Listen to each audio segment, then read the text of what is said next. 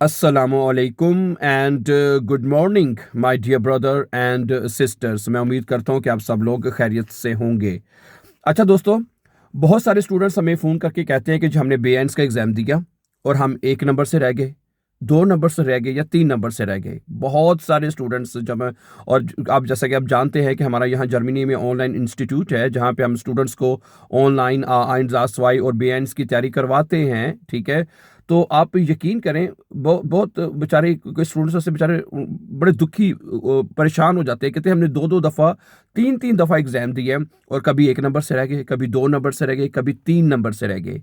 इसकी वजह क्या है? क्या वजह है कि वो 1 नंबर से ही क्यों फेल हो जाते हैं, समटाइम 2 नंबर से? हालांकि ये इतनी बड़ी बात नहीं है, ठीक है। और पहली बात तो आपको ये पता होनी चाहिए कि ये पाकिस्तान की तरह नहीं है कि पाकिस्तान में आपको पता है कि किसी का अगर 1 नंबर कम है ना, तो उसमें उसको स्टार लगा के एक एक्स्ट्रा नंबर दे देते हैं, भाई ठीक है यार, बंदा कोई 33 नंबर दे के इसको पास कर दें। लेकिन यहाँ पे ऐसा नहीं है, आपको पूरे मार्क्स लेने पड़ते हैं। अगर आपका 1 नंबर भी कम है तो आप फेल हो जाएंगे, ठीक है। आपको पूरा एग्ज़ाम दोबारा से देना पड़ेगा। समझा रही बात आपको? इसलिए अब बाज़ जगह पे मैंने ऐसे भी सुना है कि अगर, क्योंकि बेआइंस के एग्जाम में शिप्रेशन में तो मुस लाजमी पास होना ही होना है ना। उसके अलावा अगर आप शिप्रेशन में पास हैं, अगर उसके अलावा अगर आप लेज़न में, ह्यूरन में या श्राइबन में फेल है, तो फिर उसका दे सकते हैं सिर्फ उसी का एग्ज़ाम जिसमें आप फेल हुए हैं। तो ये बाज़ जगह पे है, ठीक है। क्योंकि आपको पता है कि हर क्राइस का एक अपना हिसाब किताब होता है, लेकिन बाज़ जगह पे स्टूडेंट्स कहते हैं जी हमें अगर आप फेल हैं तो अपने सारा एग्ज़ाम दोबारा देना होता है, ठीक है। अच्छा, मैं अपनी बात पे वापस आता हूँ कि वो वजह क्या है कि स्टूडेंट्स एक एक दो दो नंबरों से क्यों फेल होते हैं। वो कहते हैं हम तो इतनी परफेक्ट जर्मन बोलते हैं, हम हर जगह पे बात कर रहे हैं, हमारी तो कोई गलती नहीं है, हम तो मतलब कि सही है। देखें, बात पता क्या है, डिप्रेशन में, क्योंकि मैं आपको बताता हूँ, मेरे पास कुछ ऐसे स्टूडेंट्स आते हैं, क्योंकि वो काम करते हैं जर्मन लोगों के साथ, जर्मन फिर्मा में काम करते हैं। उधर हर वक्त जर्मन में बातचीत होती है, इसलिए उनकी स्पीकिंग में वो परफेक्ट बोल रहे होते हैं, ठीक है। ओके, और बात को समझ भी रहे होते हैं, परफेक्टली बोल रहे होते हैं, लेकिन ग्रामर उनको नहीं आती। सीधी बात है, जब उनसे मैं बताऊं, जब उनका टेस्ट लिया जाता है, ये बताएं जी, ये नॉमिनेटिव क्या है, ये आर्टिकल्स क्या है, यहाँ पे देर या दस है, ये देम है, देन है, ये क्यों है? समझा रही बात आपको?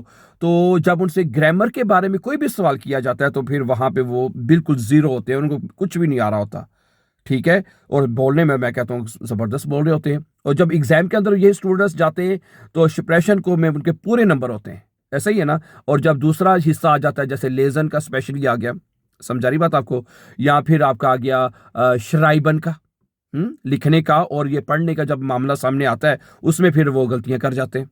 ग्रामर का पता नहीं होता, आर्टिकल्स कैसे लिखने हैं। समझा रही बात आपको? इस वजह से तो स्टूडेंट्स फेल हो जाते हैं, my dear brothers and sisters, ठीक है। तो मैंने आपने लास्ट लेसन में भी जो मैंने अपलोड की वीडियो की थी, उसमें भी मैंने आपको ये बात बताई थी कि जब आप एग्जाम के अंदर अपीयर होने जा रहे हैं, ठीक है, आस आइंस या आस वाई का फिर भी बंदा सर्टिफिकेट पास कर सकता है, कर जाता है, लेकिन बे आइंस का तो बिल्कुल नहीं। बे आइंस एक एडवांस लेवल है ना, उसमें ग्रामर की आपको अच्छी तरह से अंडरस्टैंडिंग होनी चाहिए। वो आपका हर तरह का टेस्ट लेते हैं, लेजन के अंदर, श्राइबन के अंदर भी हैं, आपको लिखवा के लेते हैं, लेजन के अंदर वो आपसे पढ़ा के लेते हैं, ठीक है। मल्टीपल चॉइस क्वेश्चंस होते हैं उसमें, आ बे से आपके पास ऑप्शंस होती हैं जो आपने लगानी होती है, लेकिन आपको पता होगा तो सही लगाएंगे ना, ठीक है। ओके, तो इसलिए जब मैं आपको पहले भी बता चुका हूं कि आपको जब तक ग्रामर की अंडरस्टैंडिंग नहीं है ना, ठीक है। मैं आपको एक एग्जांपल देता हूं। कुछ दिन पहले एक मुझे खातून का फ़ोन आया, ठीक है। और वो कहती है कि मैंने 20-25 साल से हूँ यहाँ जर्मनी में हूँ, ठीक है। और अपने बच्चों के साथ घर में जर्मन बोलती हैं वो हैं, और एक 3 दफ़ा उन्होंने एग्ज़ाम दिए और तीनों दफ़ा फेल हैं जी। ओके, कहती मैं ऑफिस में जाके बात कर लेती हूँ, ऑक्सफोर्ड बिहोर्डे जाऊँ, मैं जॉब सेंटर जाऊँ, जाके मैं जर्मन में बात कर लेती हूँ, लेकिन जब मैं एग्जाम देने जाती हूँ, और उसका स्टाइल भी ऐसे था जैसे, मतलब कि जैसे 25-30 साल से जब बंदा जर्मनी में रह रहा हो, ठीक है। और मतलब कि उसको बातचीत करने में तो वो परफेक्ट होता है बंदा, लेकिन जब वो एग्जाम ग्रामर के वाले से, उसको वो कहती मैंने ग्रामर में आके मैं फेल हो जाती हूँ। है जी, कोई मुझे ऐसा तरीका बताएं कि जो मेरे को सर्टिफिकेट मिल जाए। मैंने कहा बीबी ऐसा नहीं होता, ठीक है। आपको ये एग्ज़ाम पास करके ही आपको सर्टिफिकेट मिलेगा, सही है। समझ आ रही बात आपको? तो इसलिए मैं उन तमाम बहन भाइयों को, ठीक है, यही मैं सलाह दूंगा कि जब तक वो अच्छी तरह तैयार नहीं है, ठीक है, अगर अपने पैसे ज़ाया करने हैं तो जाके कर लें, अगर आपको पैसे ज़ाया करने का शौक है तो भाई कर लें, जाके पैसे ज़ाया कर लें, ठीक है। तो आस वाई तक शायद फिर आपको सर्टिफिकेट मिल ही जाए, लेकिन बेआइन से नहीं आपको मिलेगा। अगर आप जर्मनी में रह रहे हैं तो आपको नेशनलिटी अप्लाई करनी है, तो कम से कम बेआइन तो फिर आपको चाहिए। क्या ख्याल है? तो उसके बगैर तो वो नेशनलिटी आप जमा भी नहीं करवा सकते, सही है। तो इसलिए आप ग्रामर को ठीक है, ग्रामर चलें, सारी अंडरस्टैंड ना करें, as much as you can उतनी तो करें ना, ठीक है। आप कम से कम 70% 80% आप कम से कम ग्रामर को समझ लें, ठीक है। और ग्रामर में जो मेन ग्रामर है, ठीक है, वो सिर्फ यही आपके जो 4 जर्मन केसेस हैं, ठीक है, जिसमें आपका नॉमिनेटिव आता है, अकोजाटिव, दाटिव और गेनेटिव, बस ये आपने समझने हैं। और इसमें सिखाया क्या जाता है, हम अपने लेसन में कई मरतबा बात कर चुके हैं, आगे भी इंशाल्लाह इसके चैनल के ऊपर इसको हम आपके साथ बात को कंटिन्यू रखेंगे, करते जाएंगे, ठीक है। कि आपने करना क्या होता है, इसमें सिर्फ आर्टिकल्स को अंडरस्टैंड करना होता है कि भाई आर्टिकल्स कैसे लिखे जाते हैं, ठीक है। तो अगर वो आपको समझ आ जाए, देन मैं कहता हूं कि you can achieve your goal easily my dear brother and sisters, ठीक है।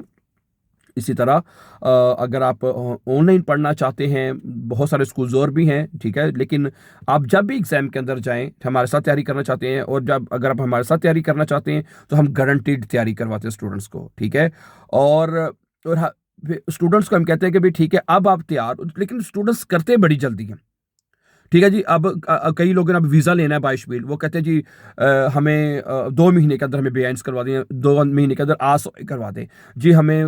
जब उससे पूछा जाता है भी आपको कितना टाइम टाइम दिया जाता है, जी हमें साल था हमारे पास पूरा है, उन्होंने हमें 1 साल के अंदर कहा था जी, 1 साल के अंदर अंदर ना आप आसवाई या बेर्स इलाके में जमा करवाएं, फिर आपको वीज़ा मिलेगा। है कुछ कुछ लोगों का इस वीज़े का स्टेटस ऐसा होता है कि उनको मतलब कि अगर वो काम करते हैं, ठीक है, क्योंकि उन्होंने साइलम तो नहीं किया होता, लेकिन वो जो काम के उनके वीज़े का स्टेटस चेंज हुआ होता है, ठीक है, काम के बेस पे उन्होंने वीज़ा लिया होता है, ठीक है। तो वो फिर वो अगले उनको मौका देते हैं भी ठीक है, आप नेक्स्ट टाइम जब आप वीज़ा लेने आएंगे ना, आपके पास साल का या 2 साल का टाइम है, तो नेक्स्ट टाइम आप इस तरह करें कि आसवाई का बीएम्स का सर्टिफिकेट आपने लेके आना है साथ, ठीक है। काम तो आप कर ही रहे हैं फुल कॉन्ट्रैक्ट पे, ठीक है, वो भी काम का फुल कॉन्ट्रैक्ट आपके साथ पास होना चाहिए, और साथ आसवाई का या बीएम्स का सर्टिफिकेट आपके पास होना चाहिए, ऐसा ही है ना, ठीक हो गया। और जब मैंने यकीन करें, बहुत सारे ऐसे लोगों ने हमें बताया जी सर अभी कहते हैं 2 साल पढ़े, करने के बड़ा टाइम है, बड़ा टाइम है। जब रह जाते ना 2 महीने 3, ओ मैंने तो बेआइंस करना था, मैंने तो आसवाई करना था, है मैंने तो सर्टिफिकेट जमा करवाना था, वीज़ा नहीं मिलेगा मुझे, ये नहीं, फिर जनाब लिए दौड़ते हैं, फिर कहते हैं जब 2 महीने में, भाई 2 महीने में कैसे आपको तैयारी करवाई जा सकती है, ये कोई है 2 महीने में? तो पहली बात है ये तो तैयारी होती भी नहीं है, सही है। अगर मैं आपके साथ सही बात बताऊं, ये जो फोक्सहोchschule हैं या जर्मनी में, आपको पता ही है, वो कम से कम 9 महीने का कोर्स है उनका, 9 से 10 महीने का, समझा रही बात आपको। उसके बावजूद भी स्टूडेंट्स फेल हो जाते हैं 9 महीने पढ़ के भी। उसके बाद फिर वो उनको मतलब कि ओवर जो है स्टूडेंट लगाते हैं कि भी आप ये नहीं और मजीद पढ़ लें घंटे, ठीक है, फिर दूसरी मतलब कई उसमें भी फेल हो जाते हैं, समझा रही बात आपको।